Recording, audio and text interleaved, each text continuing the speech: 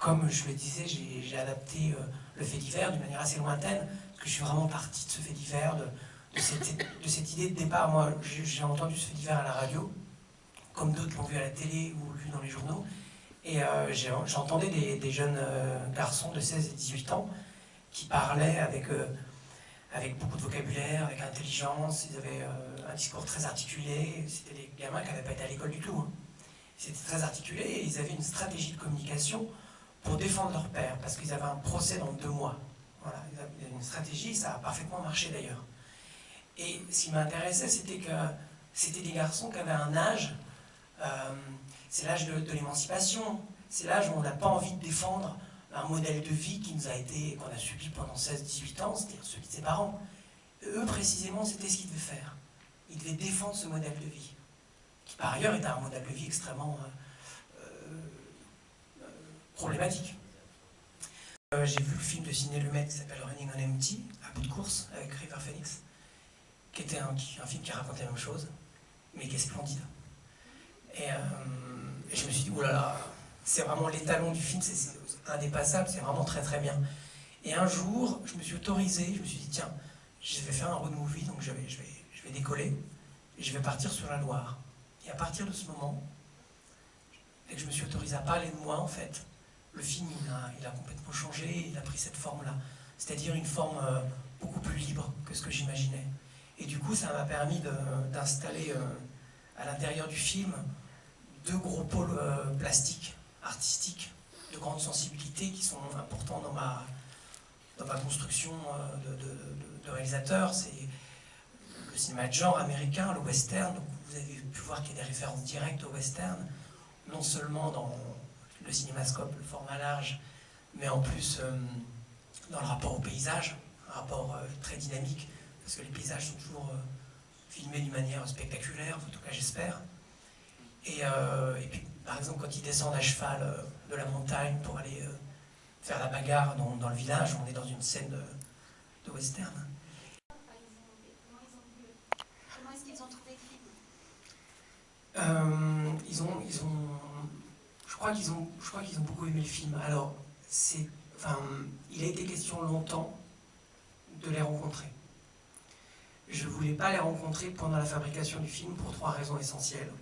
La première, c'est que c'était un sac de nœuds, cette histoire, véritablement. C'est très douloureux, et je ne voulais pas être comptable de cette histoire, je ne voulais pas être comptable de leur douleur, je ne voulais pas rendre de compte, je voulais faire mon film. La deuxième, c'est qu'ils ont écrit un roman, j'ai dit 3 raisons, il n'y en a peut-être que 2. Ils ont écrit un témoignage qui a été acheté pour être adapté au cinéma. Donc il y aura leur film à eux, qui raconte leur histoire, pense-t-il. Et donc voilà. Mais par contre, je les ai rencontrés après. Je les ai invités à une projection à Alès. Et c'était une grande salle au Festival d'Alès, 700 personnes dans la salle. Un public très, très chaud. Et c'était chouette. Et eux, par contre, ils étaient là, ils ont posé des questions. C'était musclé. Mais c'était bien. Et après, on était boire des coups. C'était ma vision de ce père-là. C'est-à-dire qu'en fait, le film, à partir du moment où le grand frère Pierre disparaît, le héros devient Sylvain. Parce qu'il n'a plus personne à admirer. Il n'a plus son grand frère. Donc il se regarde lui, il dit et moi, qu'est-ce que je vais devenir? Qui je suis, moi? Où est mon avenir? Et donc du coup, le point de vue qu'on adopte, la figure déléguée du spectateur à l'écran, c'est Zacharie, enfin c'est Sylvain. Et donc on a un regard d'un fils sur un père, en regardant ce personnage. Et donc on est très mal assis. Parce qu'on se situe par l'identification dans ce conflit de loyauté. Parce qu'on a envie de mettre des gifles. Qu'est-ce qu'il nous reste à vivre? Qui parle de liberté, qui parle de destin, qui parle de choix, bref, de tout ce dont parle le film. Et cette figure-là, de toutes ces fenêtres-là, moi je sais que chez moi j'habitais face à un immense immeuble avec des petites fenêtres de toutes les couleurs comme ça, et j'y pensais souvent. Je me disais, voilà, derrière cette fenêtre rouge là, il y a une personne, une vie, un destin, des choix, des catastrophes. Donc ça me parlait, et donc c'était une manière pour moi de raconter ça. Et puis évidemment, il y a le calendrier de l'Avent. Voilà, je confirme, je suis allé un peu plus de 15 jours à l'école, et c'était beaucoup que ça m'a paru beaucoup plus long en tout cas. Et derrière ces petites fenêtres, il y a ça aussi, il y a des figurines qui racontent une histoire. Voilà.